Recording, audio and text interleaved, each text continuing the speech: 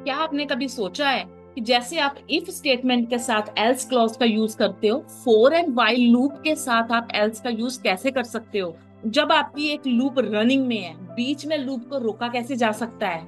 आपकी कोई loop running में है, आप कुछ पार्ट उस लूप का स्किप करना चाहते हो और मूव ऑन करना चाहते हो नेक्स्ट आइट्रेशन में। Hello friends, welcome to my channel track IT with Anu. आज के वीडियो लेक्चर में हम सीखेंगे else, break, continue and pass statement in for loop. These statements can be used within for loop to control the flow of execution. पहले आ जाता है जी else with for loop. Else block is executed after the for loop finishes normally without break. Else clause का हम use कर सकते हैं while और for loop के अंदर। ये इंटरव्यू पॉइंट ऑफ व्यू से पूछा जा सकता है क्वेश्चन। बट जो एल्स पार्ट होता है ना, ये ऑप्शनल होता है इस केस में। जैसे आप इफ स्टेटमेंट यूज करते हो, उसमें क्या है कि फॉर एल्स पार्ट आपको मैंडेटरी रन करना ही करना है। अगर कोई कंडीशन सेटिस्फाई होती है तो वो इफ ब्लॉक चलेगा, नहीं तो एल्स पार्ट रन करेगा। बट इस केस में क्या होता है कि एल्स पार्ट, जब हम लोग कोई लूप एग्जीक्यूट कर रहे हैं, कोई लूप चला रहे हैं, तो जब वो लूप सक्सेसफुली एग्जीक्यूट कर जाती है पूरे टर्म्स एंड कंडीशन के साथ, तो एल्स पार्ट का फोर श्योर है रन होना। चलो एक एग्जांपल करके देखते हैं।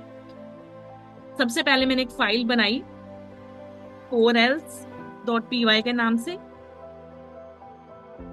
तो सबसे पहले मैं यहाँ पे एक रेंज चलाऊंगी for i in range 1,11। Okay, मैंने एक रेंज फंक्शन चलाया फॉर आई इन रेंज 1,11 और यहाँ पे कर दिया प्रिंट आई। सभी को पता है कि हमारी जो लूप है कहाँ तक चलेगी, 1 से लेके 10 तक हमारे नंबर्स प्रिंट हो जाएंगे।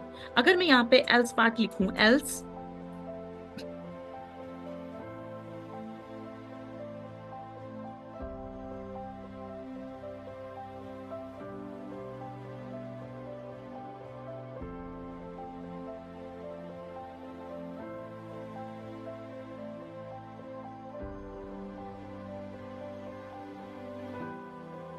ओके, तो मैंने एक प्रोग्राम बनाया है फॉर आई इन रेंज 1, जो कि 1 से लेकर 10 तक नंबर प्रिंट करेगा। तो एल्स पार्ट भी लिख दिया कि else part will definitely run. ठीक है, तो अब इसमें कोई भी ब्रेक या मैंने कंटिन्यू कुछ भी यूज नहीं किया स्टेटमेंट का। तो अब मैंने इसको जब रन किया तो ये मुझे पूरे के पूरे 10 से नंबर तक दिखा रहे हैं और else part will definitely, else part भी रन कर रहा है। ठीक है, तो जब आपकी लूप सक्सेसफुली एग्जीक्यूट करती है ना, तब एल्स पार्ट रन करता ही करता है और ये ऑप्शनल होता है, ये मैंडेटरी नहीं होता यूज करना फोर लूप के अंदर। तो अब मैं अगर सपोज करो कि मैंने यहाँ पे ब्रेक स्टेटमेंट लगा दी, if i equal equal to 5 break. ठीक है, तो जब आई 5 तक जाए तो वो ब्रेक हो जाए। और यहाँ पे मैं एल्स पार्ट भी लिख देती हूँ, एल्स पार्ट वोंट रन। इस केस में एल्स पार्ट रन नहीं करेगा बिकॉज मैं अपनी लूप को फोर्सेबली स्टॉप कर रही हूँ। तो ये हमारी ब्रेक स्टेटमेंट है। 1 2 3 4 5। तो मैंने यहाँ पे देखो एल्स पार्ट वर्क नहीं किया यहाँ पे, तो इस लूप चलाई, प्रिंट करा दी। जैसे ही लूप चल रही थी तो मैंने एक कंडीशन लगा दी कि जब आई की वैल्यू जब 5 तक पहुंचे तो क्या हो जाए, ब्रेक हो जाए, लूप से बाहर आ जाए। ठीक है, और एल्स पार्ट भी लगा दिया। एल्स पार्ट का यहाँ पे रन नहीं करेगा बिकॉज मैंने लूप को फोर्सेबली रोका है। ठीक है, तो ये था हमारा ब्रेक स्टेटमेंट भी हो गया, एल्स भी आपको पता चल गया। अब कंटिन्यू की तरफ चलते हैं। इसको मैं कमेंट आउट कर देती हूँ।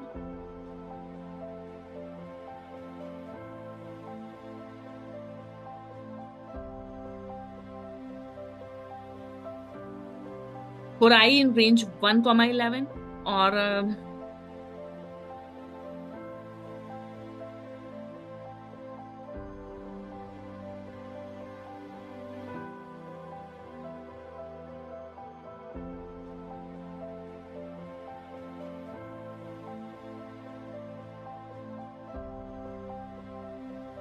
चलो अब इसको रन करके देखते हैं। अब मैंने क्या लिखा है इसमें कि मैंने लूप चलाई है 1 से लेके 11 तक, मतलब 1 से लेके 10 तक हमारी लूप चलेगी।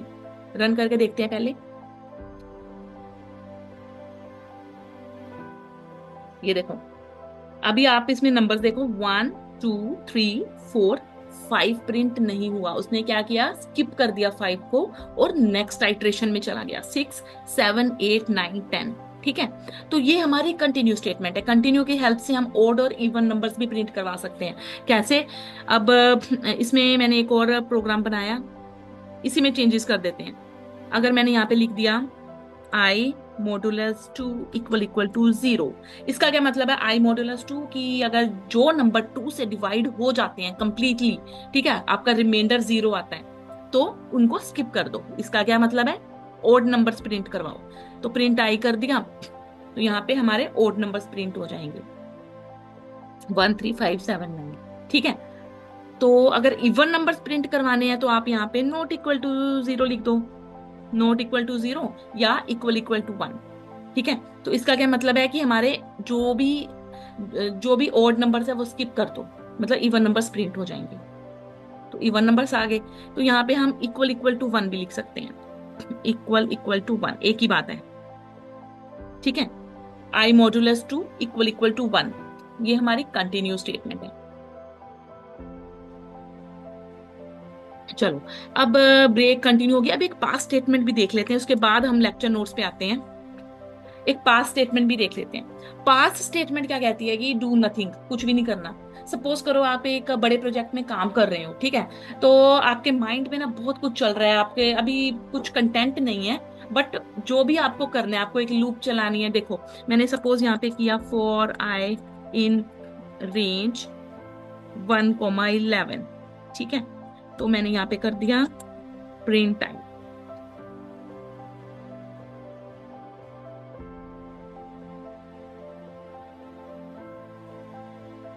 तो इसके बाद आप अभी सोच रहे हो कि क्या करें भाई, क्या करें। ठीक है, अभी आपके दिमाग में कुछ भी नहीं है कि अगर 5 हो तो मैंने क्या प्रिंट करवाना है। ठीक है, ब्रेक करवाना है, कंटिन्यू करवाना है, या फिर कुछ और, मैंने कुछ और कोडिंग करनी है अगर 5 पे पहुंचे तो।